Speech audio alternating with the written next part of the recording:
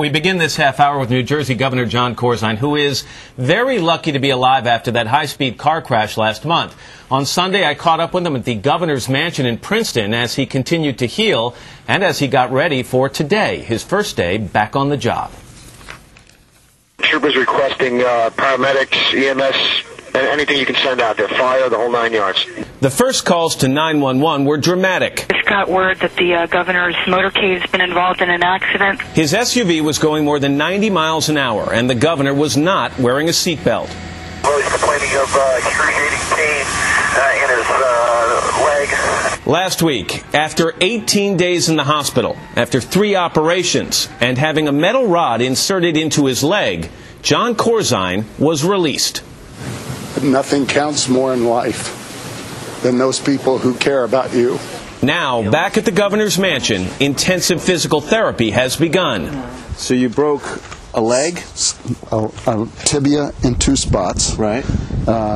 6 ribs on the left side. 5 on the other. 5 on the other. Multiple breaks in a number of those ribs. Right. My collarbone in 2 places. My sternum was dislocated. I broke my middle finger. You had to show me that. I had to show you Usually that. People show me that in the middle of the interview. And then, I have this break on my leg. So of the injuries right now, which is causing you the most pain or most difficult to get over? The one that causes the most pain is the rib cage. People talk about these accidents in their lives and very dramatic and scary moments, and they say, you know, it changes you. It changes your outlook. So emotionally, how are you feeling right now? Man, if it doesn't change your life that you're laying in the back of a SUV wondering whether you're going to live, I think you're crazy. Let's go back to that day, okay, April 12th. You were trying to get here, trying to get to this room. This was the day that Imus was going to meet with the Rutgers University women's basketball team in this room. Right. And you were rushing to get to that meeting. Yeah, to be honest, we had already changed the time.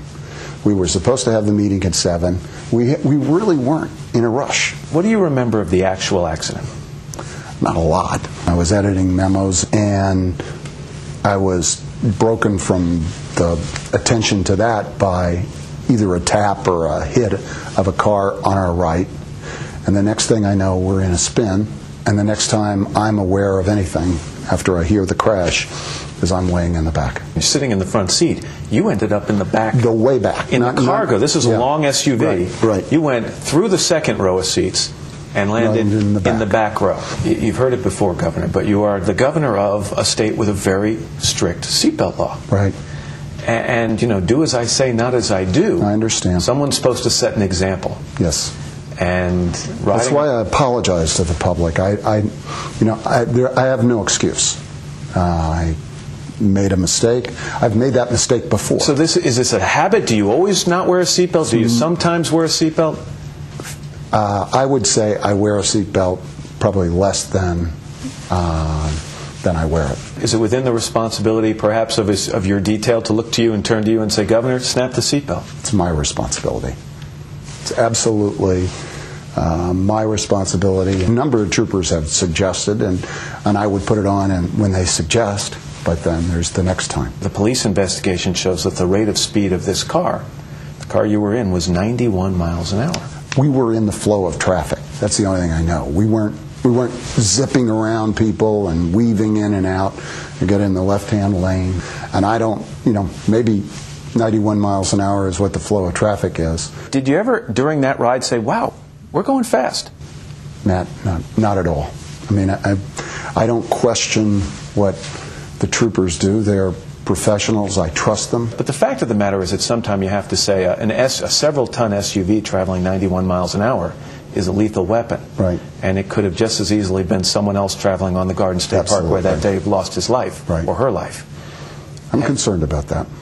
And we have to, we've asked a blue ribbon group to make sure that we are soundly based with regard to how driving occurs. You remember the being airlifted out of there? I remember getting into the helicopter And then I remember almost nothing for the next 8 days. This is one of those movie questions, Governor, these cliche questions. But so when you, after 8 days of being in and out of, La La Land. I guess I was talking, and it would be great tape for a political opponent. What was the first face you saw that you recognized? All three of my children were standing there. Now, I didn't know whether it was a dream or reality, but all the kids were there. And then the lady that I date and love was there as well. You're footing your own medical bills, is that true also? Yes. So the people of New Jersey, in other words, the message to them is, I made a mistake, but I'm taking responsibility. I believe that's my mistake. I don't believe the way our insurance system works in New Jersey would be right out of the taxpayer's pocket. It's just not right. I'm the one that messed up. I look at the timing of this, Governor, and I look at the fact you spent 18 days in the hospital, and you even said you don't remember a lot of those. Now you're back home here for a couple of days, and you're going to go back to work and retake control of the state. And it just sounds to me like the hard-charging Jon Corzine of old, and not a guy I'm not going to expunge every element of but not a guy who may be looking at life with a different perspective and different priorities. If I take a nap at 5 o'clock in the afternoon because I'm exhausted or I'm tired, that isn't the old Jon Corzine. The state's not going to go away if you're not back in office tomorrow. If I make sure I call my mother every day, or every other day, all right?